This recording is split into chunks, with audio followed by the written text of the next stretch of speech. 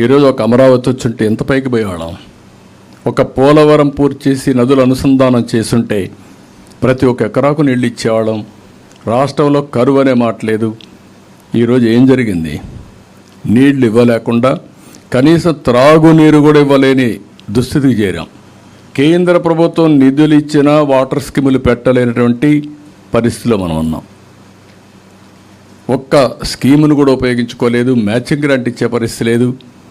ఎంత టైం అయినా ప్రజల్ని మభ్యపెట్టడం, మోసం చేయడం, దోపిడీ చేయడం, ఎదుటి వాళ్ళపైన దాడి చేయడం, ఎవరన్నా మాట్లాడితే అడ్డదుడ్డంగా మాట్లాడి ఆ వాడరాని భాష వాడి వివిధ విధాలుగా అవమానం చేయడం ఇవే జరుగుతున్నాయి.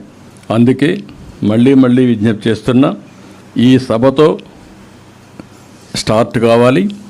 మళ్ళీ రాష్ట్ర భవిష్యత్తు ఆకాంక్షించే ప్రతి ఒక్క వ్యక్తి, వ్యక్తిగత వికాసం కోసం ఆలోచించే ప్రతి ఒక్క వ్యక్తి ఇంకా మీనమేషాలు లెక్కేస్తే మీరు నష్టపోతారు. కేసులు పెడతారనో, లేకపోతే బయట రానిరేమనో, లేకుంటే మాకెందుకు వచ్చిందనో, ఎక్కడ నిస్సహాయతగా ఉన్నా, ఎక్కడ మీరు ఏమరపాటుగా ఉన్నా మళ్ళీ మీరు తిరిగి కోలుకోలేరు. మళ్ళీ ఈ రాష్ట్రాన్ని కాపాడుకోలేము. సిద్ధం సభ పెట్టారు. ఏంటి ఆ సిద్ధం సభ? ఎక్కడన్నా ఊహించామా? గ్రీన్ మ్యాట్ వేసి సభలు పెట్టే మీటింగులు చూసామా మనం? టెక్నాలజీ తెలిసిన వాడు గ్రీన్ మ్యాట్ ఇప్పుడు పెడతారు. ఇక్కడ కూర్చొని నేను రికార్డ్ చేస్తే గ్రీన్ మ్యాట్ వేస్తే ఉన్నది లేనట్టు, లేనిది ఉన్నట్టు సృష్టించారు వరకు వస్తుంది. అది చేసి ఇలాంటి తప్పుడు ప్రచారాలు చేస్తే మీరు ఏమనాలి వెళ్ళి? అంటే దానికి మళ్ళా బస్సులు ఎందుకు? మీరు అంత 100 కోట్ల రూపాయలు డబ్బులు ఎందుకు పెట్టాలి? అందులో వేరే పార్టీలకు బస్సులు ఇవ్వకూడదు. మళ్ళా పోలీసులు వచ్చి అడ్డపడడం, దానికి జీవో నెంబర్ ఒకటి తీసుకురావడం, దానిపైన మమ్మల్ని అందరినీ ఆంక్షలు పెట్టి కదలలేకుండా చేయడం, ఇలాంటివి. సరే, మమ్మల్ని అందరినీ జైల్లో పెట్టారు. చేయని తప్పులకు అందరినీ జైల్లో పెట్టడం అంటే ఎక్కడికి పోతున్నారు? కాబట్టి ఇవన్నిటికీ పరిష్కార మార్గం ఇది ఒకటే మార్గం. అందరూ ఆలోచించాల్సిందిగా అందరినీ కోరుతున్నాం.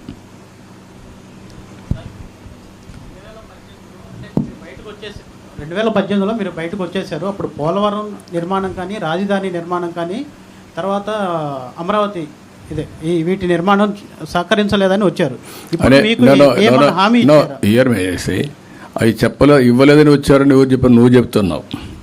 మీరు నువ్వు ఉన్నావు కదా.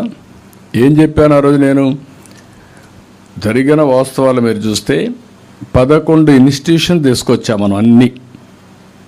నిన్న ప్రధానమంత్రి ఇనాగరేట్ చేసినటువంటి, ఓపెన్ చేసినటువంటి all India institute of medical science నేను తెచ్చింది. దానికి ల్యాండ్ ఇచ్చాం, రోడ్ వేసాం, అన్నీ చేసాం. వీళ్ళు వచ్చి నాకు నీళ్లు కూడా ఇవ్వాలి దానికి.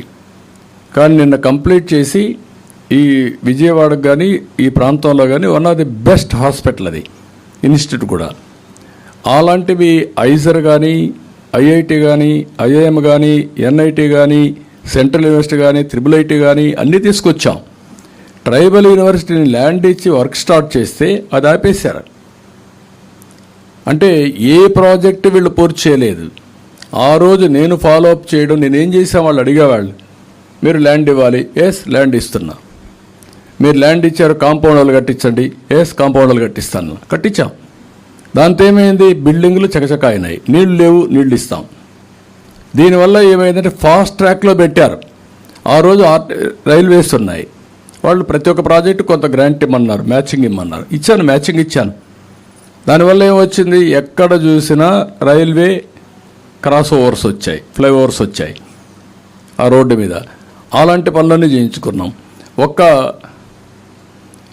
నరేగా 1000-1500 కోట్లు ఉంటే డిమాండ్ డ్రివన్ కింద 8,000-9,000 కోట్ల రూపాయల సంవత్సరం తీసుకొచ్చి 24,000 కిలోమీటర్లు సిమెంట్ రోడ్లు వేసాం. అన్ని పనులు చేసాం, ఎంప్లాయ్మెంట్ క్రియేట్ చేసాం. ఈరోజు ₹1 మీరు ఎక్కడన్నా ఒక్క రోడ్డు వేసారా, 1 కిలోమీటర్ వేసారా? ఇలాంటి మ్యాచింగ్ గ్రాంట్ ఇవ్వకుండా, ఏ పని చేయకుండా అమరావతికి వాళ్ళు డబ్బులు ఇచ్చారు. ₹2,500 ఇచ్చారు. 2,500 కోట్ల రూపాయలు ఇచ్చారు. ఆ డబ్బులతో మనం పనులు చేశాం. ఇక్కడ మనమేమన్నాం, ఇంకా ఇవ్వాలంటే మీకు బిల్డింగ్స్ అవన్నీ ఇస్తామంటే మనం సెల్ఫ్ ఫైనాన్సింగ్ ప్రాజెక్ట్ తీసుకొచ్చాం. ఎప్పుడు కూడా హైదరాబాద్కు డబ్బులు ఖర్చు పెట్టలా మనం, బీ క్లియర్. అక్కడ ల్యాండ్స్ ఉన్నాయి. ఆ ల్యాండ్స్ ఎట్లా వచ్చాయి?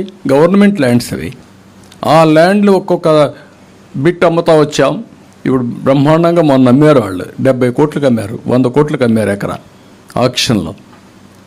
అక్కడ పెట్టినట్టన్నీ కూడా ప్రైవేట్ పబ్లిక్ పార్ట్నర్షిప్తో పెట్టాం. మనం ఇచ్చింది ల్యాండ్ ఇచ్చాం, లేకుంటే పాలసీ ఇచ్చాం, వాళ్ళే కట్టుకున్నారు. ఇప్పుడు ఎయిర్పోర్ట్ ఉంది, మనం ల్యాండ్ కూడా ఇవ్వాల. ల్యాండ్ ఎక్విజిషన్ కూడా ప్రైవేట్ వాళ్ళే ల్యాండ్ అప్పు తీసుకొని పెట్టి చేశారు. ఇప్పుడు నువ్వు అన్నట్టు ఆవిడతో కదా పోలవరం 72% ఎట్ట పరిగెత్తి ఇచ్చాం పనులు కాకపోతే, ఎక్కడ ఆబ్జెక్ట్ చేయలేదు వాళ్ళు.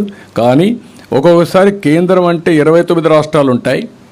మన రాష్ట్రంలో మనం ముందుకు పోవాలంటే మనం ముందు పెట్టుబడి పెట్టమంటే పెట్టేసి మళ్ళీ రీఎంబర్స్మెంట్ తీసుకున్నాం. అది ప్రొసీజర్ కూడా.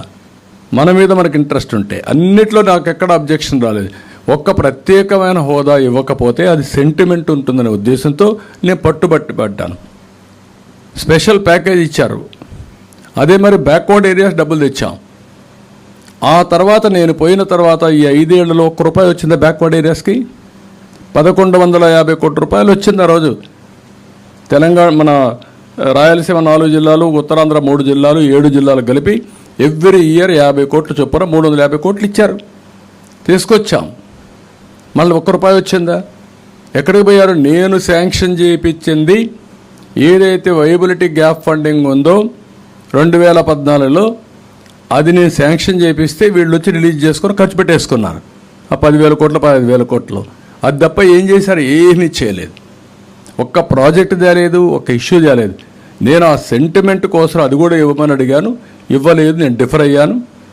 అది తప్ప నాకు బీజేపీకి ఎక్కడ అభిప్రాయ భేదాలు లేవు. మీరు గుర్తుపెట్టుకోవాలి. ఇప్పుడు ప్రత్యేక హోదాను విశాఖ స్టీల్ ప్లాంట్ మీద ఏంటి సార్ వైఖరి? అన్నీ కూడా అడుగుతున్నాం, వాళ్ళు రిక్వెస్ట్ చేస్తాం. దానికి ఏ విధంగా కాంపన్సేట్ చేస్తారు. అన్నింటికంటే మనం నష్టపోయింది మీరు గుర్తుపెట్టుకోవాలి. విశాఖపట్నం జోన్కి కావాలి అని మనం ఎన్నిసార్లు ఫైట్ చేస్తే ల్యాండ్ ఇవ్వకుండా దాన్ని ఆపేయడం కరెక్టా? అది ప్రభుత్వం యొక్క పనితనం గుర్తుపెట్టుకోవాలి. వాళ్ళు ఒక లెటర్ రాస్తే నెక్స్ట్ డే నేను తిరుగు తపాల్లో ల్యాండ్ ఇవ్వడమే కాకుండా మళ్ళా శాంక్షన్ తెచ్చేవాళ్ళం. అది ఎప్పుడు కూడా పబ్లిక్ ఇంట్రెస్ట్తో పనిచేసేప్పుడు వస్తాయి. వీళ్ళు పబ్లిక్ ఇంట్రెస్ట్గా సొంత ఇంట్రెస్ట్ కేసుల కోసం అటు ఇటు తిరిగి మభ్యపెట్టి లాభం పొందారు తప్ప ఇంకోటి కాదు. ఈ విషయాలు మీరు గుర్తుపెట్టుకోవాలి. ఏది చేసినా నేను ఇంతవరకు 40 ఏళ్లుగా ప్రజాహితం కోసం, రాష్ట్ర భవిష్యత్తు కోసం, భావితరాల భవిష్యత్తు కోసం దూరంగా ఆలోచించి విజువలైజ్ చేసి ముందుకు పోయాం. ఆ ప్రయోజనాలు నేను ఆశిస్తున్నా. తప్పకుండా రాబోయే రోజుల్లో ఒక చరిత్ర, మళ్ళీ గాడి తప్పిన పరిపాలన కానీ, మళ్ళీ అభివృద్ధిలో ఎక్కడికో వెళ్ళిపోయాం, మళ్ళీ తిరిగి కోలుకునే విధంగా చేస్తాం. Will do it.